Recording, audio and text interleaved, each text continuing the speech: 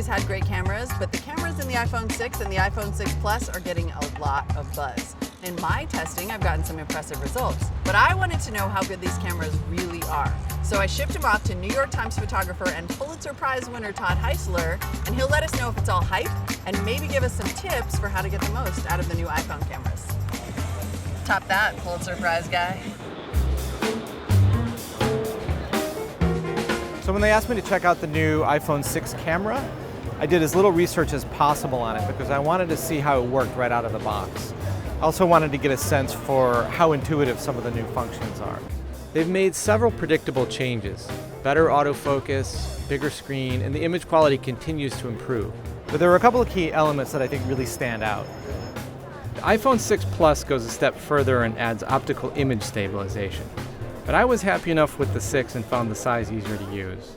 One of the most talked about additions is the slow motion video. This makes you look at things in a totally different way. Time-lapse is also another added feature, but quite frankly, it's going to be a lot more work for the average person. You need a steady hand and a lot of patience to really make it sing. The slow motion makes almost anything look interesting. It has a beautiful, sentimental quality to it. I was really surprised how it handled the light and how smooth it looks. I just want to shoot a picture over here.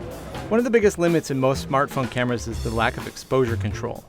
But this is one of the few key features that is dramatically improved with iOS 8. How you use light is the key to making great photos.